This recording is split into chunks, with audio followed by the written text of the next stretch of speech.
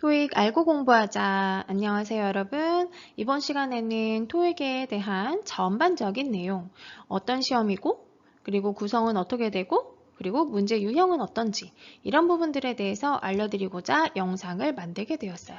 토익 공부하기 전에 또는 토익 시험 보기 전에 꼭 한 번은 보고 시작하게 되면 훨씬 더 여러분들의 공부에 도움이 된다는 거 기억하시고 자, 지금부터 시작하겠습니다. 자, 그러면 What is TOEIC이라고 해서 ETS 홈페이지에서 설명하고 있는 내용을 좀 보도록 할게요. It measures the everyday English skills of people working in an international environment.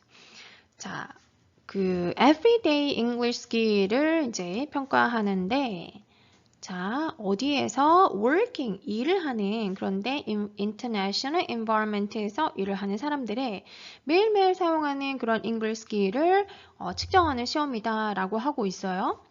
그리고 두 번째 보면 The scores indicate how well people can communicate in English with others in business, commerce, and industry 라고 해서 이 scores, 뭐 여러분들이 아는 토익 점수 몇 점이에요?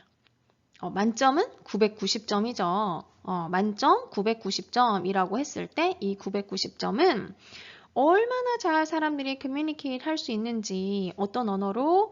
영어로 다른 사람들과 그런데 중요한 거 요거예요. Business, Commerce, and Industry. 자, 여러분들이 대학을 졸업을 하면은 이제 어디로 가게 되나요? 취업을 하게 되죠. 그러면 회사에 들어간단 말이죠.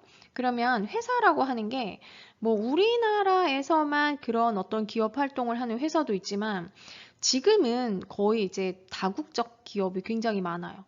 그러니까 어떤 이제 업무상의 대화를 하거나 뭐 이럴 사람들이 그 다른 나라에도 있고 이웃인 일본이나 중국에도 있지만 더 멀리 유럽이나 뭐 미국이나 이런 데에도 있게 되는 거죠. 그럴 때 제가 알기로는 그렇더라고요. 일본에 있는 회사인데 거기에 있는 직원들과 대화하는 것도 영어로 하는 거를 많이 봤었어요. 그래서 이와 같은 비즈니스나 어떤 상업 부분이나 어떤 산업 관련한 대화를 주로 우리가 영어로 하기 때문에 그것에 대해서 여러분들이 얼만큼 커뮤니케이션 할 수 있는지를 측정하는 시험이고 그런 실력을 여러분들에게 뭘로 보여주는 시험이다? 스코어, 점수로 보여주는 시험이다 라고 이해하시면 되겠네요. 자, 그러면 구성을 한번 살펴볼까요? 자, LC, RC라고 해서 Listening Comprehension, Reading Comprehension 이렇게 두 가지로 나누어집니다. 그러면 Listening Comprehension은 뭐겠어요? 당연히 Listening이니까 듣고 문제를 푸는 거죠. 그리고 RC는 Reading Comprehension 그 시험지에 있는 나와 있는 읽고 푸는 그런 문제다라고 보시면 돼요. 각각이 어떻게 되냐면 100문항, 100문항이에요. 그래서 총 여러분들은 200문항을 풀게 되고요. 자, 1번부터 100번까지가 이제 LC이기 때문에 여러분들은 토익 시험을 보면은 뭐부터 풀게 된다? LC부터 풀게 된다. 라는 거죠. 그래서 LC 안에는 Part 1부터 Part 4까지 총 4개의 파트로 구성이 되어 있고 그리고 풀이 시간은 45분입니다. 그리고 나서 101번부터는 RC가 시작되는데요. RC도 마찬가지로 100문항이죠. 그래서 100문항인데 파트는 3개예요. Part 5, 6, 7 해서 자 그런데 시간이 다르죠. 75분. LC보다는 30분이나 더 길어집니다. 그래서 합쳐서 120분 동안 풀게 되고요. 중요한 거는 이 시간 안에 뭐까지 포함이 되어 있느냐 하면 OMR 카드 작성 시간까지 포함이 되어 있어요. 그래서 토익 시험 볼 때는 전략이 굉장히 많이 필요한데 나는 영어도 너무 잘하고 하는데 실전 연습을 안 하고 그냥 토익 시험 보러 가잖아요. 그러면 내 점수가 이럴 줄이야. 막 이렇게 실망을 많이 한답니다. 그 이유 중에 하나가 바로 요거일 수 있어요. 그 120분 안에 OMR 카드 작성 시간까지 포함된다는 거. 그래서 이 LC와 RC를 푸는 동안에 답안 체크를 언제, 어떻게 할 건지 이런 부분들에 대해서도 미리 연습을 하고 가야 되는 시험이라는 거 네, 기억해 주세요. 자, 그럼 좀 더 자세히 살펴보도록 할게요. listening comprehension에서 보면 part가 총 4개죠. part 1, 2, 3, 4. 자, part 1은 photographs라고 해서 사진이 주어지고 거기에 대해서 맞게 묘사한 4개 문장 중에서 하나를 고르는 거예요. 자, 문항수는 6문항으로 1번부터 6번까지 해당이 되고요. 그 다음 part 2 question response에서는 자, 질문을 하고 그 다음에 3개의 보기가 주어져요. 그러면 여러분들 이 주어진 3개의 보기 중에서 하나를 골라내는 거죠. 자, 이게 7번부터 31번 총 25문항입니다. 그 다음 세 번째 Part 3 Conversation에서는 2명 또는 이제 3명이 대화를 하게 돼요. 그러면 그 대화를 듣고 문제지에 있는 3개의 문제를 풀게 돼요. 총 39문항으로 엘스에서는 가장 많은 문항을 차지하고 있어요. 그래서 Part 3 중요하겠죠? 자, 그 다음 Part 4 Talks에서는 이번에는 여러 사람이 아니라 한 사람이 이제 얘기를 하게 되는데 한 사람이 이제 얘기를 하는 거, 그러니까 뭐 텔레폰 메시지나 아니면 뭐 공지 같은 거나 뭐 이런 거 방송 이런 것들이 주로 해당이 되겠죠.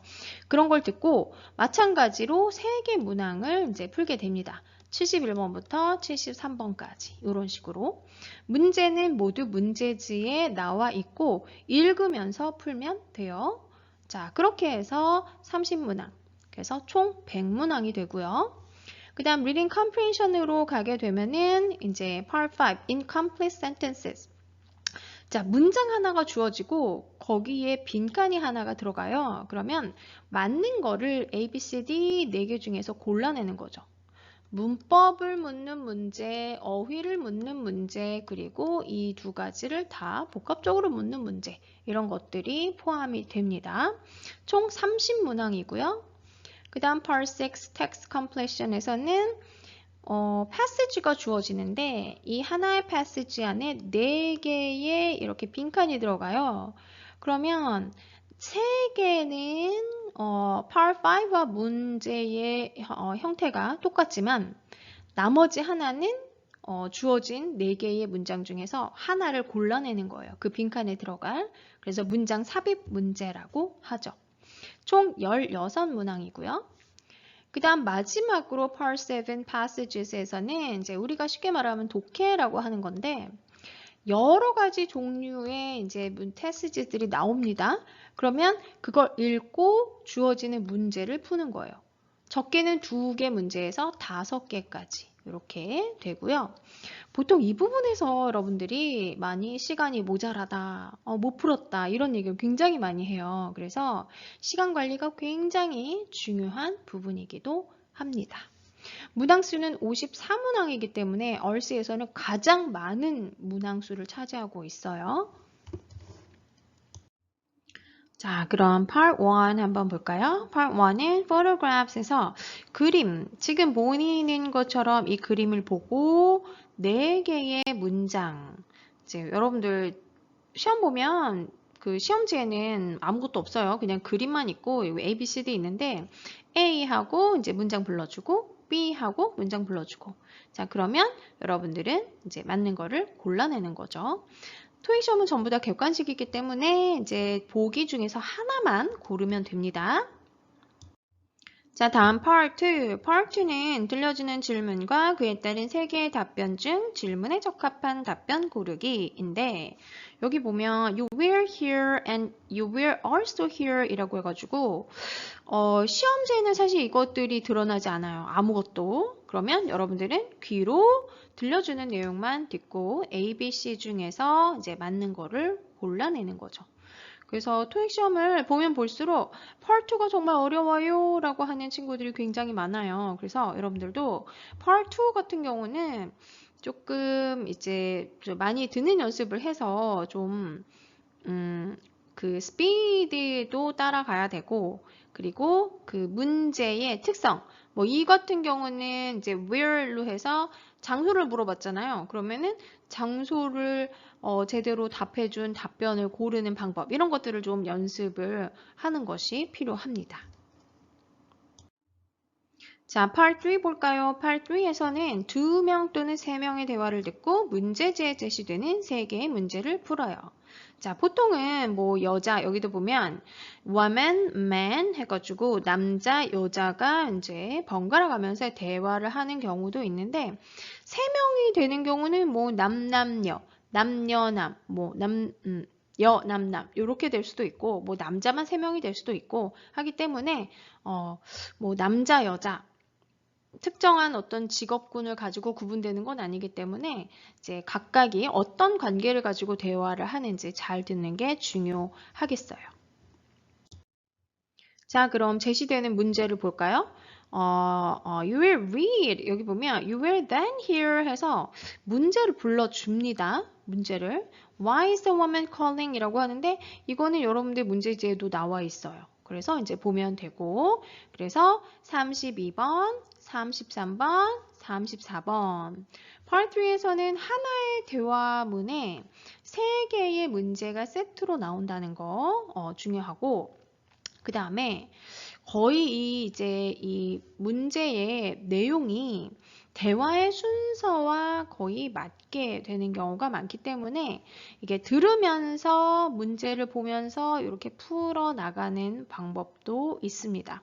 푸는 방법은 개인마다 조금씩 차이가 있을 수 있기 때문에 숙련도에 따라서 좀 달라질 수 있어요. 이거는 여러분들이 공부를 하면서 자기에게 맞는 걸 선택을 하시면 됩니다.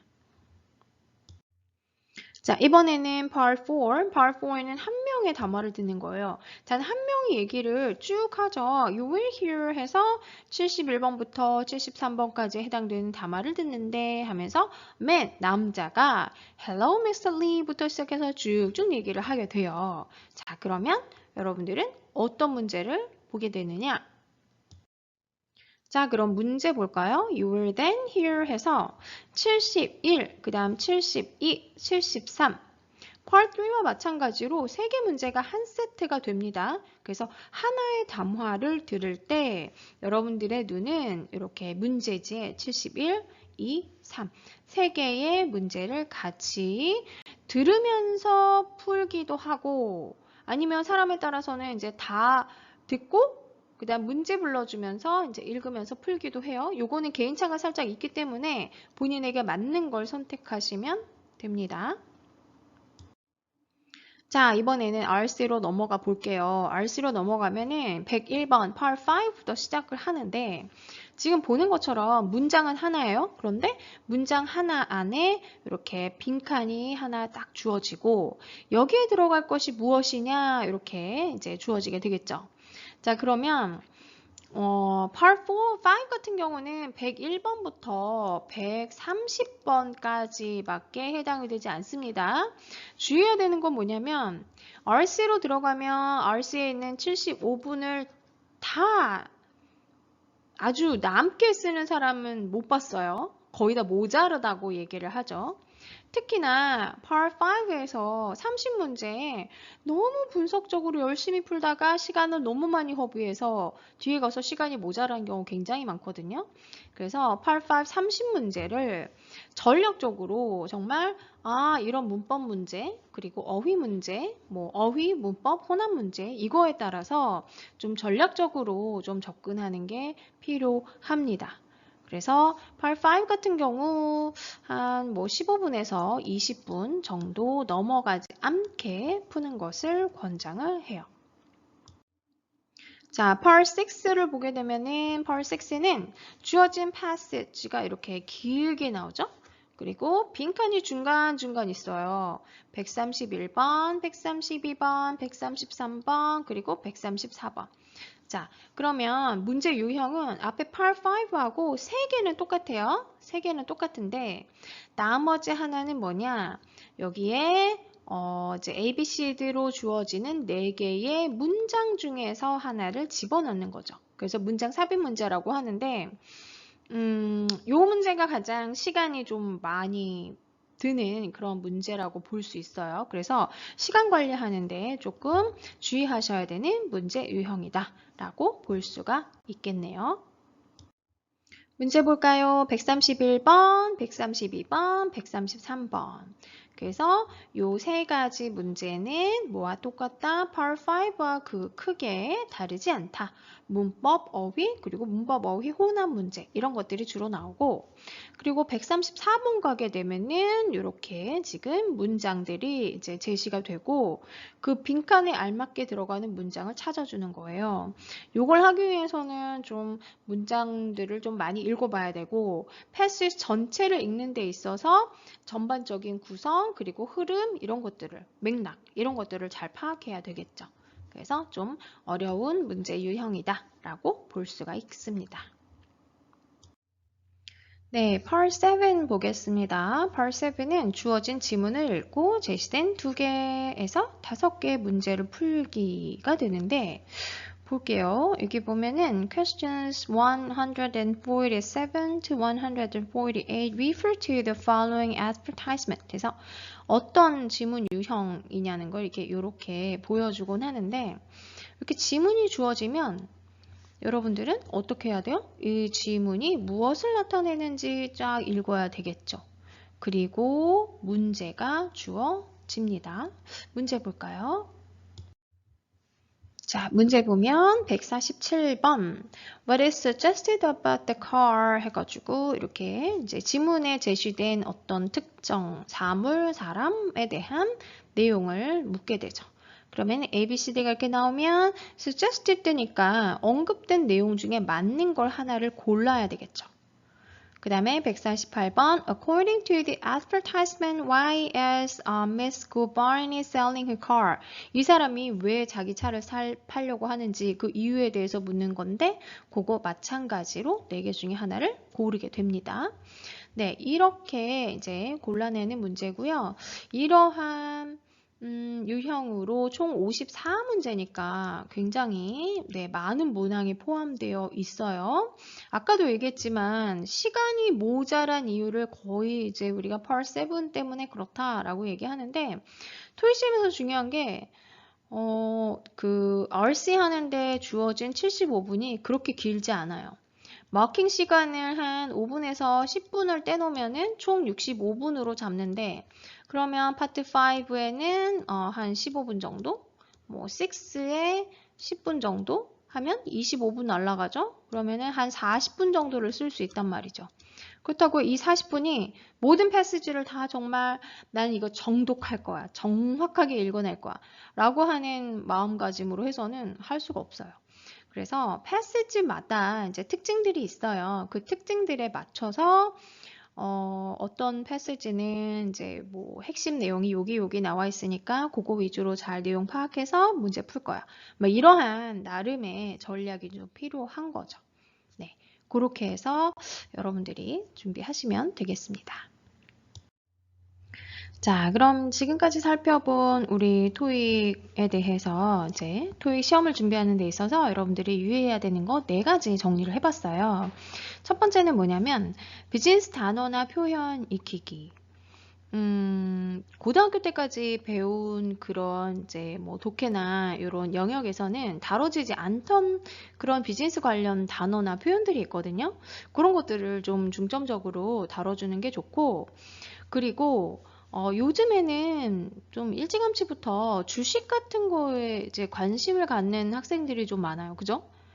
예전에는 이걸 설명하는데도 굉장히 이제 많은 시간을 할애를 하곤 했는데 요즘에는 자연스럽게 이렇게 뭐 주식하면 스탁이고 스탁이 올라간다, 내려간다, 뭐 이런 얘기, 이제 그게 회사에 어떤 영향을 미치는지 뭐 이런 것들을 전반적으로 설명을 했었는데 굉장히 많은 학생들이 관심을 갖고 있기 때문에 자연스럽게 잘 알 거라고 생각합니다.